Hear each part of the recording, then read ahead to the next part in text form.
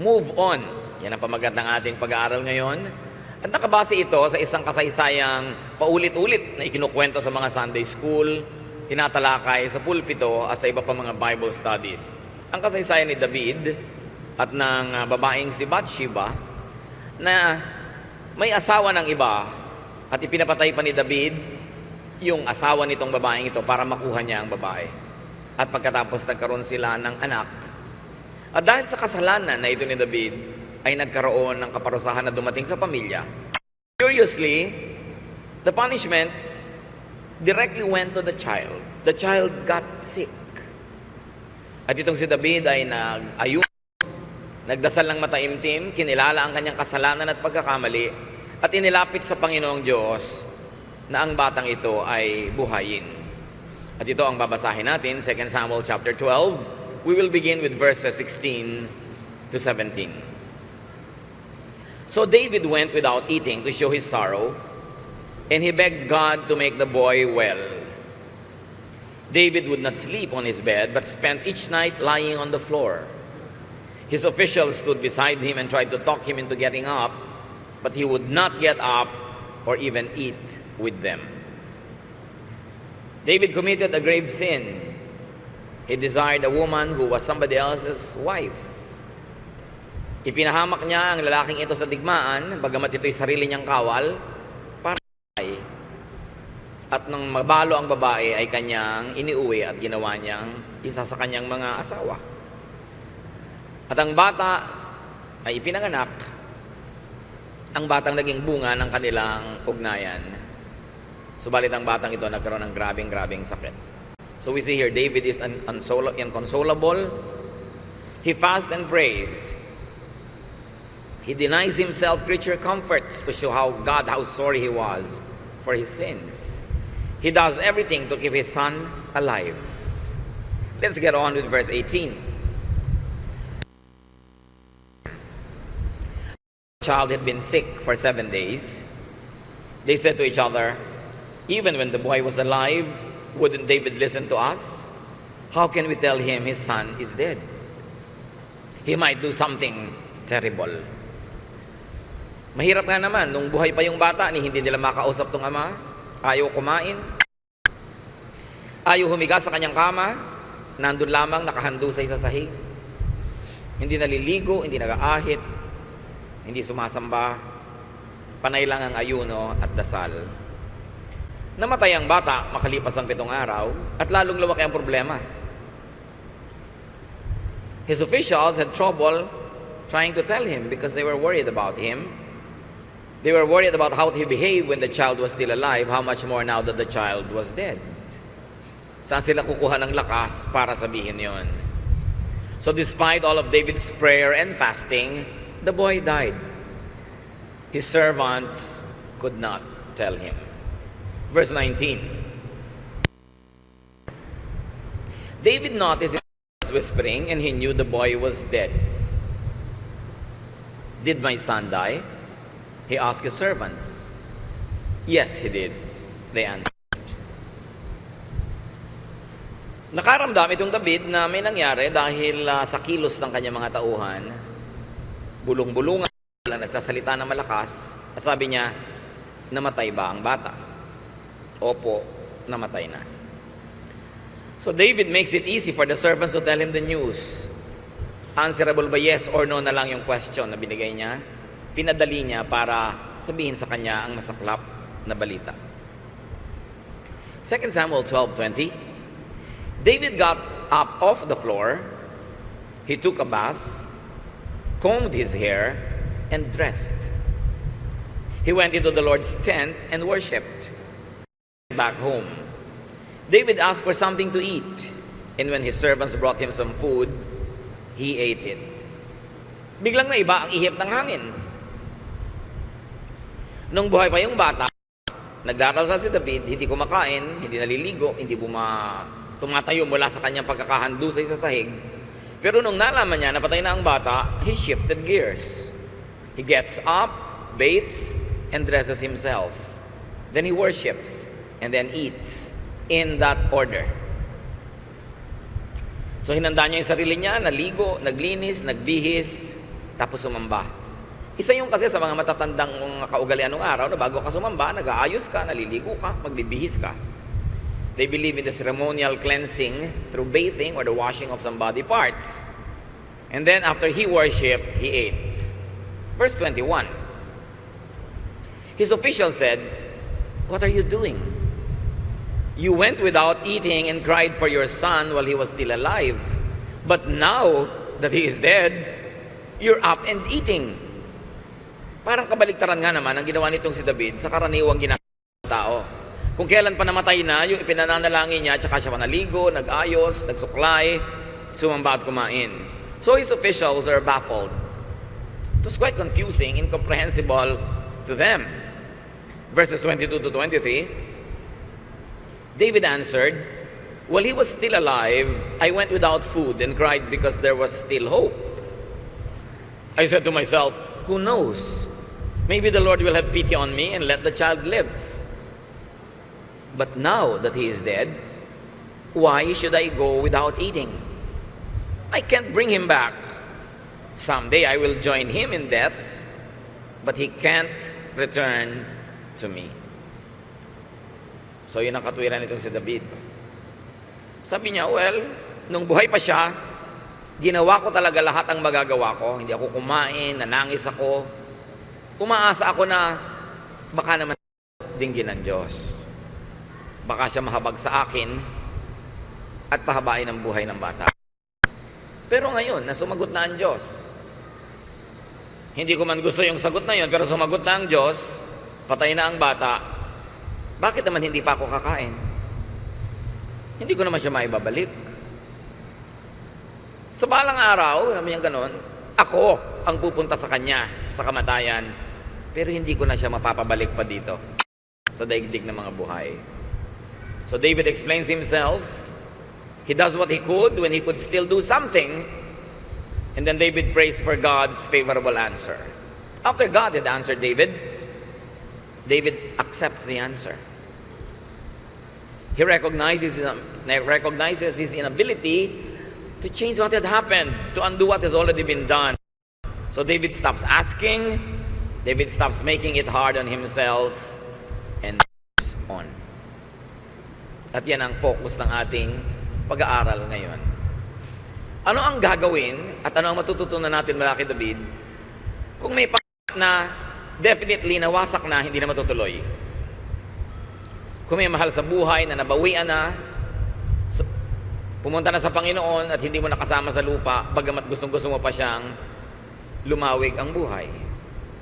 Anong magagawa mo kung nasira na ang isang hindi dapat masira at hindi mo na mabubuo pang muli? The only thing left to do is to move on. And these are some of the lessons from David's prayer, fasting, and then getting up. Do what you could to keep what you love. Kung anong kailangan, do what it takes. Kailangan mong manalangin, mag-ayuno, kailangan mong may gawin mo habang meron ka pang magagawa. So that you will not be possessed by regrets, by what ifs. Mahirap yung may kaya ka namang gawin, hindi mo ginawa. May pwede ka namang remedyo, hindi mo ginawa. Tapos, katulad doon, namatay, o hindi natuloy ang isang pangarap, nawasak ang isang plano, iisip-isip ka ngayon buong buhay, ano kaya ang nangyari kung may ginawa lang ako? Nagkabalikan kaya kami ng asawa kong napalayo kung may ginawa ako? Matutupad kaya ng anak ko ang pangarap niya kung tinulungan ko siya? Mabubuo kaya ang isang plano kung ginawa ko itong mga options kong gawin? Yung hindi gagawa ng anuman na pwede niyang gawin, buong buhay, iisip-isip. At maaaring buhay, may kahalo pang pagsisisi. So gawin kung anong pwedeng gawin. Para kung nagawa mo ang pwede mong gawin at hindi pa rin siya natuloy, hindi pa rin tumalab, hindi mo nasisisihin ang sarili mo. When you lose what you love in spite of your efforts to keep it, let go and move on. If you like to keep somebody Tapos nawala pa rin, matapos mong suyuin, matapos ka mag-sorry, matapos mong gawin ang dapat mong gawin, matapos mong sikaping bayaran ang iyong utang, to go kiss and make up, nawala pa rin, hindi mo na masisisi ang sarili mo. Mas mahirap kasi na mabuhay na meron kang daladalang bigat na hindi mo matanggap dahil meron ka naman sanang nagawa, hindi mo lang ginawa. But what is important is, whether you did what you could or did not, and the chance is already past. Lumampas na ang pagkakataon para mo ayusin ang dapat ayusin. Namatay na ang namatay. Wala dapat gawin kundi ituloy mo na ang iyong buhay. Every second focused on yesterday is stolen from today. Ang oras, meron dapat kasabay na nangyayari. Yung ngayon, yung araw na ito, ibinigay ng Panginoon para gawin natin yung dapat gawin ngayon. Pag wala kang ginawa, kundi lingunin yung nakaraan. Pag wala kang ginawa, kundi panghinayangan yung lumipas na. Pag walang ginawa ka, kundi magsentimiento tungkol sa mga tapos na, sinasayang mo yung ngayon, inuubos mo sa kahapon na lampas na, yung tuloy dapat magawa mo at mangyari ngayon, hindi nangyayari. So whatever time you use,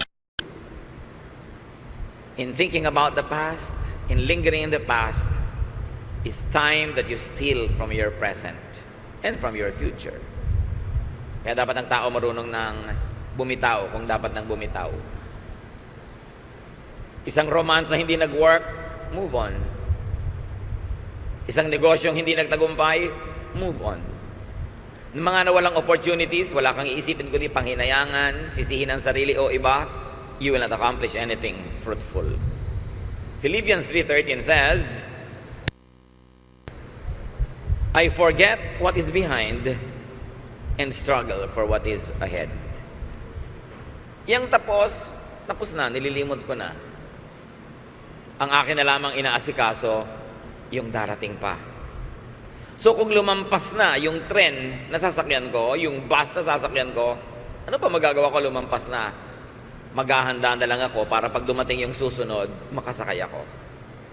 Pero kung wala kang ginawa, kundi lingunin yung natapos na, yung wala na, dumating na yung pagkakataon mo uli, lalampas kasi hindi mo napansin. What goes away? People, opportunities, time, health, and youth, that cannot be taken back. You only have to make a firm resolve to make the most of today and tomorrow. Tapos na yung tapos na. What should you pray and fast for at this time? What is still doable, achievable, receivable? Do what you can. Huwag magkakataon. Gawin ang pwede pa. Baka mamaya, medyo nagkakalayo kayo ngayon ang mahal mo sa buhay, pero hindi pa naman kayo totally magkalayo, may magagawa ka pa kung gusto mong iligtas yung relasyon na yan. Sino man yun, asawa mo, anak mo, magulang mo, may pwede ka pang gawin. Meron kang gustong hinga ng tawad o patawarin, habang buhay pa, puntahan mo na, pinupuntahan, magawa mo na, dahil baka mamaya isang araw, mabalitaan mo lang namatay, wala ka na magagawa. Kailangan gawin ang pwedeng gawin. That is the gift of time. For us to be able to correct past errors, to strengthen ourselves so as not to commit the same errors in the future, or to minimize the possibility of committing them again. Therefore, influence what you can. Ang mga bata, habang maliliit pa yan, nagsisiksik pa sa magulang, gusto laging kasama ng magulang, do what you can now to give them positive influence, to teach them core values, to teach them godliness, to love them and get loved by them. Because there comes a time when they don't even want to be seen with you in the mall. Dumarating yung panahon na yung mga bata, ayaw kasama yung mga magulang, nakakantsawa ng kapwa bata. O natural ba yun na gusto nilang magkaroon ng pakpak at lumipad? Pag nagsimula ng lumipad yung mga yan, mag-aral, mag-dorm sa malayo, tapos mag-employ, they'll put up a business, they'll be far from you. Halos makikita-kita na lang kayo pagka may mga malahalagang okasyon, o sadly, pagka may lamay, o may nakaratay na sa ospital. Tapos iisip-isipin mo, nung araw gusto laging sumama ng anak ko, hindi ko naman sinama. Nung araw gusto ng anak ko, laging umuwi ako para maglaro kami. Hindi naman ako umuwi ng maaga. At ngayon na gusto mong makasama siya, siya naman tong hindi pwede. So do what you can when you have time. Lagi ko ngang sinasabi sa mga batang mga magulang na laging yung anak ay nakaukyabet, nakakapit, nakakalong, nakayakap. Samantalahin mo, hindi yan nagtatagal. Dumarating ang panahon, mahal ka pa rin yan, pero naiiba yung expression mo, naiiba ang priority. May gagawin kang mabuti sa isang tao, gawin mo habang bata, habang impressionable. Kaya nga yung iba, gusto ko po sana mag-graduate school, gusto ko mag-PhD, gawin mo na habang bata ka, para matagal kang mag-enjoy ng title mong doctor. Kesa naghihingalo ka na nung matapos mo yung PhD mo, 3 araw mo lang nagamit, tapos naikabit na lang sa lapida mo na. Panahon kasi ang lahat ng bagay. May panahon ng pagtatanim, mahilig ka palang kumain ng mga prutas, mayroon ka namang tataniman na kaprasong lote, taniman mo na habang maaga. Pag nagtanim ka ng 80 anyos ka na, baka next generation na yung kakain ng bunga nun. Gawin ang pwede pa. Isipin niyo mga kapatid, ano ba talagang gusto niyong gawin sa buhay? Pwede pa ba? Gawin na. Yung mga makakatitalampakan, laging gusto magbiyahe. Meron naman kayo halawang panggastos at panahon. Gawin nyo na ngayon dahil pagka naka-wheelchair na kayo, nakaratay na kayo, mas mahirap gawin yon. Kaya naman yung mga tao na may mga laya para gawin yung mga gusto nilang gawin, huwag natin laging pigilan. I always say, children are not always children. Don't rush their childhood. Huwag mong expect na yung mga bata maging mature. They have all the time in the world to be old. Ang tagal-tagal mong matanda. Sandali ka lang bata. So bakit papatandain mo agad yung bata? Mayroon pang humihingi ng payo. Yung anak po namin, grade 1, gustong i-accelerate sa grade 4. Kasi ang galing-galing niya. So, ipapa-accelerate nyo. Sige po, syempre po, maging grade 4 siya. Para ipagyabang nyo. Na yung anak ko nga, grade 1, naging grade 4 gusto nyo ba? 12 years old pa lang siya, tapos na medisina. By 16, ang tanda na niya. Tapos hindi na babalik yung kabataan niya. Doon ngayon siya magbabata-bataan. Kaya maraming matatanda nagbabata-bataan Kasi hindi nagkaroon ng chance maging bata. Pinatanda agad ng magulang sa dami ng assignments, sa dami ng trabaho, o kaya pina-accelerate. Let children be children. Give them time to play. Ano ba namang achievement yung grade 1 na naging grade 4? Talaga bang dapat mangyari yun? Gusto nyo 12 anyos, may anak na. O hindi pa dapat, di ba? May panahon ng lahat. Even young people, I always admonish the elders, allow them to be young. Gusto nyo lagi nasa bahay. Samantalang pagka naman ikaw ay 80, 90 na inip ka sa bahay, wala ka namang magawa, hindi ka makaalis. Bata, pali pa rin, may pakpak, basta't may guidance, may itinanim kang turo, bago lumipat. Sabi nga, train up a child in the way he should go. When he is old, he will not depart from it. Do not deprive people of their opportunity to have a full life in whatever stage of life they are in. May charm na maging below 10 years old, may charm na maging between 10 to 20, may charm between 20 and 30. In other words, don't fast forward time, at lalo namang hindi dapat i-rewind na ang tanda mo na tsaka ka pa magbabata-bataan. But usually that happens when you miss all the opportunities to be young while you were young. So do what you can. There's nothing more vain or bitter than a person advanced in years, possessed by regrets. Mahirap pagsisihan yung sana nagawa ko na to, sana nagawa ko na. Hindi lang yun mga kapatid. Sa pang-araw-araw na buhay, marami tayong natatanggap na sugat. May malalalim, mayroong hindi kalaliman, pero lagi tayo nasusugatan. Laging mayroong magsasabi ng bagay na masakit, mahapdi sa ating puso. Laging mayroong kabiguan, laging may kulang, laging may inaasahan kang hindi natutupad. In other words, araw-araw nasusugatan tayo, may mga pangarap na hindi natutupad, may mga pagdurusang dumarating. What should you do pag naging bukas na yung ngayon? Let go. Accept what you cannot change. It is important to do that. To accept what must be accepted. Yung nakaraan, tapos na Pinagbalupitan ka ng tiya mo, hindi ka pinag-aral ang tatay mo, may nangyari sa ganito at ganon. What's the point na ulit-ulitin mo yan sa buhay? What's the point na ungkat-ungkatin? You've got to accept it, that it's a part of the past, and the past cannot be changed. The only thing you can change about the past is your attitude about it. So hindi natin kayang baguhin yung lumipas, pero pwede nating baguhin yung ating pag-iisip tungkol sa lumipas. At bawat kabiguan, pwede nating maging advantage yan kung pag-aaralan natin na huwag nang ulitin ng mga pagkakamali. Bawat mga pagdurusa, pwede natin gamitin para patibayin ang ating kalooban at pagkatao, imbes na igupo tayo nito at sirain. The same heat that melts the wax hardens the clay. So the same difficulty, the same painful experiences can destroy you or can make you. You can choose what to do with it. So accept what you cannot change, or accept for now what you cannot change for now. Meron naman pwedeng baguhin, kaya lang hindi pa ngayon. So wag muna. Hintayin. Minsan may magtatanong sa akin, Pastor, may problema po ako, ano po kayang dapat kong gawin? Ano ba sa tingin mo ang mga pwedeng gawin? Wala po akong maisip na pwedeng gawin. Eh di wala kang gawin. Wala ka palang maisip eh. Bakit ka gagawa ng hindi mo naiisip na tamang gawin pala? Marami mga problema, alam nyo ba? Inaayos niya yung sarili niya. Bigyan nyo lang ng oras. Maraming ganun.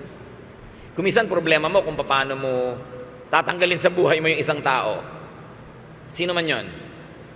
Pero pag tinanggal mo ngayon, masakit, mahapdi, madugo, magulo. Ba't mo naman tatanggalin ngayon? Kung yung advantage ng pagtanggal sa kanya ay mas maliit kaysa doon sa ang laking disadvantage pag tinanggal mo siya ngayon, di wag muna. Let time solve it for you. Kasi dumarating yung panahon na aayusin na ng kalikasan ng kanyang sarili. Dahil that's what nature does. Nature always renews, restores, and rearranges itself. You should know and have the wisdom when to actively participate in the changing of things, and then the wisdom to know when you just sit back and let things happen before you. Wala ka pang commitment, wala kang pananagutan, nangyayari. So pag hindi malinaw mga kapatid ang pwedeng gawin at dapat gawin, edi wala ka muna dapat gawin. Lalo't hindi naman nakataya yung buhay mo, hindi naman matter of life and death. Do not contend with your reality. Yan ang isa sa mga pinakamahirap kumisan sa tao, pag nilalabanan mo yung katotohanan. Yung reality mo, tanggapin mo para lumuwag ang buhay mo. Change what you can change. Accept what you cannot change. Do not contend with your given. May mga given sa buhay hindi mo pwedeng palitan. Halimbawa, married ako, meron akong anak, maliliit pa, kailangan kong alagaan, tapos meron akong mga balak gawin, balak ko mag-aral, balak ko ganon-ganon. Pero ang given mo ngayon, kailangan mo munang alagaan yung mga batang yan. Huwag mo nang hatiin ang sarili mo. Alagaan mo na muna sila dahil hindi naman sila forever bata. Pag naiba na yung situation, tsaka mo gawin yung ibang bagay na pwede mong gawin. Mahirap yung nakikipaglaban ka sa sariling katotohanan. Halimbawa, may sapatos ka, nilalabanan mo yung sapatos mo, di ang sapatos mo yung maluwag. Pero kung mahigpit na yon, anong gagawin mo sa buhay mo? Di huwag mo laging gamitin. Pwede kang gumawa ng paraan para yung katotohanan mo dumali-dali. Katulad ng mga nasa abroad. Mag-a-abroad, wala namang pumilit sa kanila. Gusto nila mag-abroad dahil sa tingin nila, solusyon yun sa kanilang mga pangangailangan or daan yun para sa kanilang mga pangarap. Tapos pagdating doon, walang gagawin kundi magreklamo sa foreign culture. Nakakainis ang mga tao dito. Nakakainis ang kultura dito. Walang gagawin kundi mainip, malungkot. So anong susunod na gagawin nun? Uuwi na yon, magi-give up or magka-depression at psychiatric ward kasi kinakalaban niya yung katotohanan niya. So pagka merong magsasabi sa akin, Pastor, mag-abroad po ako, ilang taon, so and so number of years, handa ba loob mo? Ihanda mo loob mo. Mangungulila ka, maiinip ka, magaganito ka, maninibago ka, pero ihanda mo loob mo para pagdating doon, huwag mong labanan yung katotohanan na nandun ka. Yung mga iba, pagka nasa very cold countries, reklamo ang ginao. Pag umuwi naman dito, ang init. Hindi naman ang reklamo. Nilalabanan naman yung init dito. So kung anong meron, sakyan mo sa buhay para lumuwag ang buhay mo. Work within limits. So how should and how could you move on? Just like David, get up, rise, stand up. Whatever it means in your life. And then fix yourself. Look good, feel good.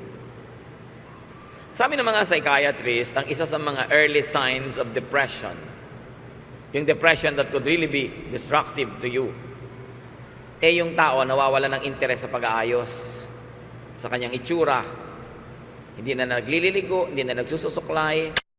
Sabi, dangerous sign yan. Yung mga iba, pagka hindi napigil yung ganong decline, biglang may mga putik-putik sa ulo, nakaupo sa mga putikan, tuloy-tuloy. So look good, feel good. Kung minsan, mahirap i-reverse pagka medyo nade-depress ka, parang wala ka talagang gana. Pero anong gagawin mo? Magpapakain ka sa depression mo o balabanan mo siya dahil pwede mo naman palitan. Pwede mong ibahin. What else did David teach us? Worship. That's how you move on. Restore your emotion, restore your feelings. That is represented by the very symbolic act of David to worship. But the restoration of your spirit could be done many ways. Pero ang mahalaga, i-restore mo yung spirit mo. Umimbento ka ng ginhawa, ng saya, ng ligaya, lalong-lalo na ibalik mo ang iyong relasyon sa Diyos. Restore your relationship with the divine. Dahil doon manggagaling ang ating blessing. Restore your relationship with others, and very especially with your inner self. Reconnect with your spirit. Reconnect with God, your Maker. And what else did David do?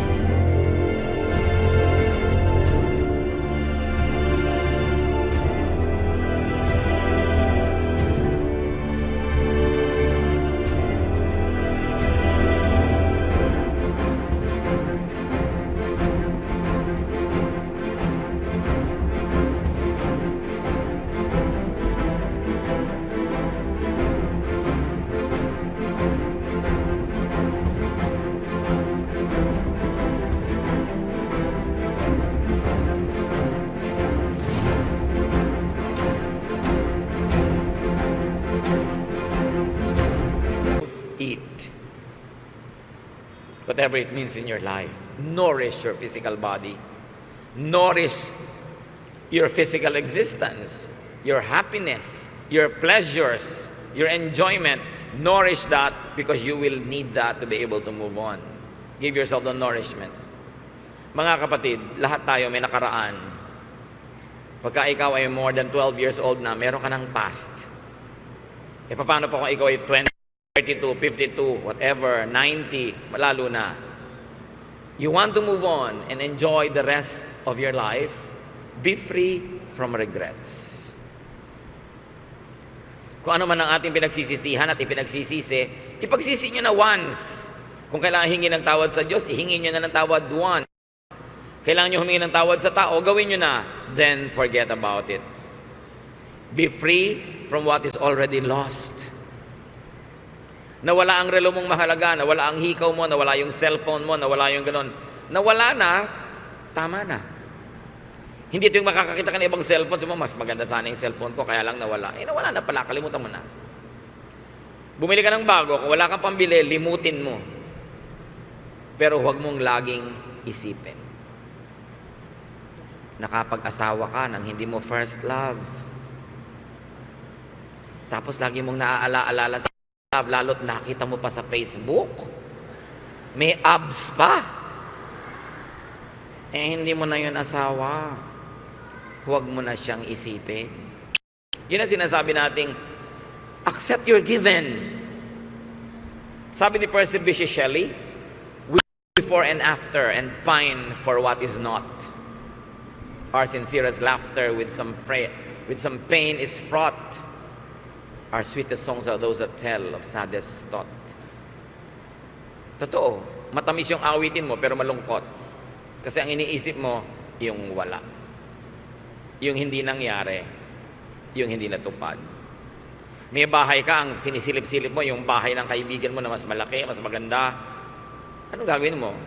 Paparusahan mo sarili mo? Ng inggit? Ng regret? Sabi ni Shakespeare, desiring this man's art or that man's cope with what I most enjoy, contented least. The moment you begin comparing yourself with others, especially when you compare unfavorably, you are digging your own grave. So humanap ka na ikakasaya mo. Be free from the past. Huwag din masyado maging sentimental. You want to preserve a few heritage architecture, do it. But you cannot preserve the entire country because you will not move on. You want to preserve some artistic expressions, music, dance, do it so that you have a reference to the past.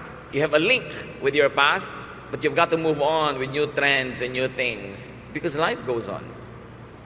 Past is past. Done is done. Gone is gone. Kahit tao yun. Kaya, tuturuan mo ang sarili mong sumaya kahit na ang namatay, nawala, ay mahal mo sa buhay. Hindi disloyalty sa yumao na sumaya ka ngayon. Dahil buhay ka pa, may duty kang buhayin ang iyong sarili at huwag itali ang iyong sarili sa isang buhay na dahil wala ka pa doon at nandito ka pa. At yun ang ginawa ni David. Sabi niya, nung may magagawa pa ako, magagawa ko, pinanalangin ko siya, nag-ayuno ako, pero namatay na. So, hayaan na nating sumakabilang buhay siya. Darating ang panahong magkikita-kita tayong muli pag tayo'y sumakabilang buhay din, pero hindi mo na siya mapapabalik dito. Kaya dapat umimbento ka na ng ibang saya at kung maaari, ibang relasyon na magbibigay sa iyo ng mga bagong kahulugan sa buhay, hindi yung wala ka nang inabangan kundi sumakabilang buhay ka na rin para magkita kayo. Huwag patali sa tapos na. Huwag patali sa na at huwag patali sa hindi na babalik. Tao man yon, pagkakataon o bagay. Kaya huwag din talaga masyadong sentimental, huwag masyadong backward looking. May mga tao, wala pa rin alam kantahin ngayon, kundi yung mga uso ng 1960s. Para namang hindi dumaan yung 70s, 80s, 90s, 2000, at ngayon ay lampas-lampas na 2013 na marami pang ibang bagong magagandang kanta. Hindi sasabihin ng iba, ang papangit ng kanta ngayon, mabuti pa nung araw, akala mo lang yun. Kasi nakasara na yung isip mo sa mga bago. Eh ano ba yung mga kanta ngayon? Parang mga track na mga pausog-usog, pabalik-balik ang tono. Eh mano naman? Ang mahalaga kasi, nakasakay ka sa kasalukuyan. Yung mga iba, may edad na, talagang ayaw mag-aral mag-text. Utos naman ang utos sa mga apo na ipag-text siya. Malola, pag-aralan nyo to. Naku, mahirap ng pag-aralan yan. Balak nyo pa bang mabuhay ng more than 1 week? Syempre naman, mag-aral kayo nito. Manonood ng video, hoy, buksan nyo to. Hindi alam buksan si video. Pero paggapasin mo ng isang hektaryang palay, gagawin niya. Inaduwas, nakatali sa nakaraan. Dapat sumama tayo sa daloy ng panahon. Huwag piliting ibalik at i-preserve yung nakaraan. Preserve a little of it so that you will have memories and references. But you cannot live in a time capsule and trap yourself in something that is already gone. Huwag labanan ang paglakad ng panahon. Ano ba naman ang mga buhok ngayon? Bakit? Hindi pantay-pantay. Di ba? Eh, yun na ngayon ang bagong maganda eh. Yung mukhang sabukot, cool. Di ba? Hindi na uso yung masyadong pantay-pantay. Lalabanan yun, kanya-kanya naman ang uso ang panahon. Kaya marami mga nanay ngayon, mukhang kapatid lang ng mga anak nila eh. Kasi sumasabay sila sa panahon, kumisa nga, nadadaig pa nila yung anak nila eh. Hindi katulad ng araw yung mga nanay, pagka 40, nakapusod na. Hanggang burulan na yun, nakapusod na. Wala nang palitan. So nagmumukha talaga matanda dahil naiiwan ng panahon. Hindi naman masamang magmukha matanda, pero ang point, nababawasan ka ng fun, ng joy, ng verve, ng mga vitality pag puro sentimiento ang iniisip mo. So be free with the flow of time. Because for everything there is season and a time for every matter under heaven. There's a time to love. Love people when they are still around to receive your love. When they are no longer around and there's nothing you can do, love someone else. Give your love to somebody else so that you will keep loving and continue to be lovable. It is not disloyalty to those who have gone. It is loyalty to life. And loyalty to life is loyalty to the life giver, God, who is our Creator. Ano mga kapatid ang dapat nyo nang bitawan at lampasan? Huwag na kayong lumabas sa mga pintuan na yan, nadala nyo pa rin. Bitawan nyo na. Move on. Your hands cannot receive fresh blessings when they are selfishly clinging on to something that you must already let go. Panginoong Diyos, nawawalang masayang na panahon sa buhay namin. Mapahalagahan namin ang bawat sandali. Huwag kaming matali sa tapos na nabubulag tuloy kami sa nandito kasalukuyan. Teach us, O Lord, to value the present and not to invalidate it because of our overcommitment to the past. Past namin, past kapwa namin, maging past mistakes and sins namin at ng kapwa, limutin na namin. Lalo't ko ang pagsariwa at pag-alala dito'y lalo lang sumusugat sa aming damdamin. Turuan niyo kami, Panginoon, na palampasin na yung lampas at buong galak, buong kasiyahan na harapin yung paparating. Lord, nawa sa aming buhay, ipakita nyo ngayon sa sandaling ito, kung may mga dapat na kami mga bitawan, mga bitawang sentimiento, bitawang alaala, bitawan ng mga commitments dahil tapos na, at nang sa ganon magkaroon kami ng mga bagong buhay, bagong mga pagkakataon. Mga kapatid, let's learn from David. In silence, let's ponder about his very wise decision to rise on the floor, to wash up, to comb himself, to worship and to eat. Because life must go on. Life is a gift from God